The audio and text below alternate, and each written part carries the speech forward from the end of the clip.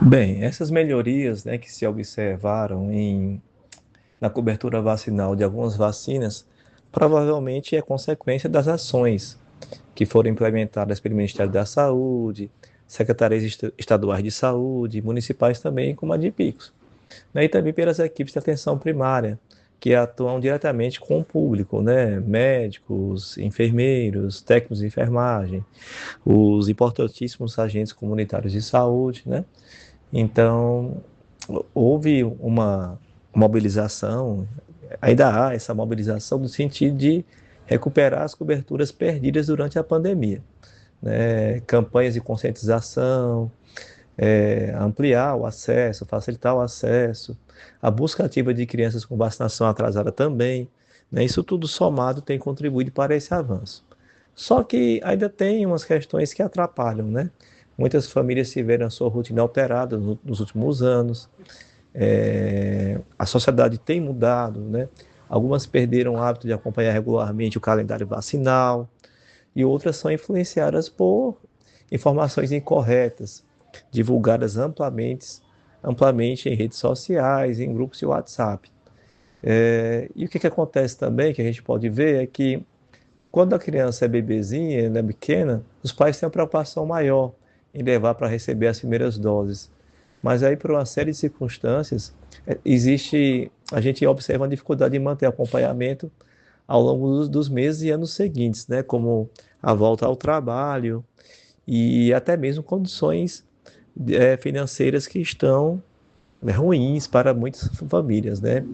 Muitas famílias estão endividadas, então tudo tudo acaba se refletindo em aumento de custos, até mesmo pequenos deslocamentos já impactam o orçamento das famílias, né? Então, na prática, o que que a gente nota, né? A grande maioria das famílias continua se importando com as vacinas, reconhecendo né, o seu impacto positivo nas suas vidas.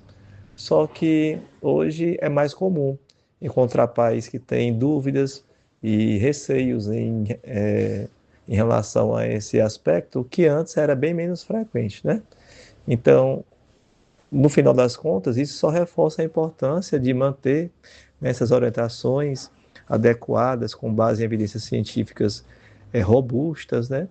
E dialogar abertamente, sem julgamentos, né? Isso deve ser um modus operandi a ser implementado pelos profissionais no contato com as famílias. Bem, a principal preocupação é o retorno de doenças que já estavam controladas, né? Ou até mesmo eliminadas aqui no Brasil. As vacinas não protegem apenas a criança que recebe a dose, mas também ajudam a criar uma proteção coletiva. O famoso efeito rebanho que a gente fala, né? Então a gente tem que ver o seguinte: quando a cobertura vacinal cai, aumentam os grupos de pessoas que estão suscetíveis, permitindo a circulação de vírus e bactérias que antes encontravam barreiras para se espalhar. Então, e daí o que pode acontecer, né?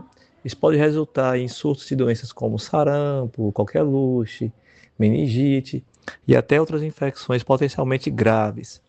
E além de complicações dos indivíduos que são afetados, como internações, sequelas permanentes e até mesmo óbitos, há também um impacto sobre os serviços de saúde, né?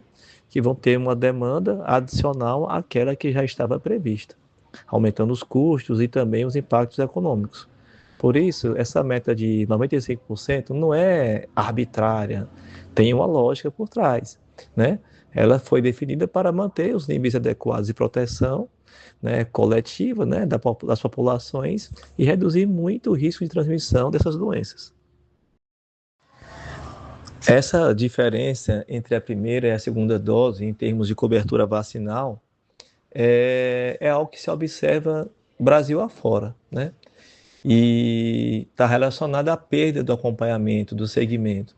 Muitas crianças recebem a primeira dose, mas os pais, né, os responsáveis deixam de retornar na data prevista para completar o esquema vacinal.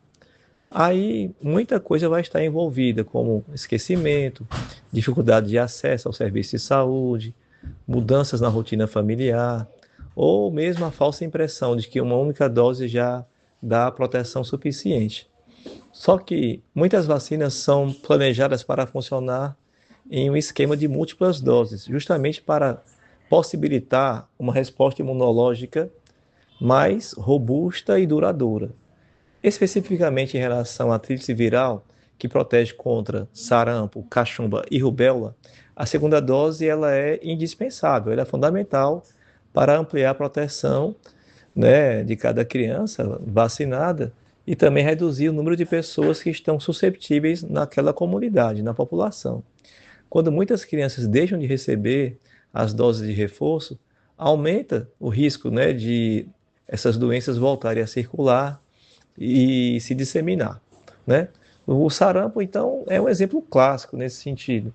Trata-se de uma doença extremamente contagiosa, capaz de gerar surtos, mesmo quando a maioria da população está vacinada, caso existam bolsões de indivíduos sem proteção adequada.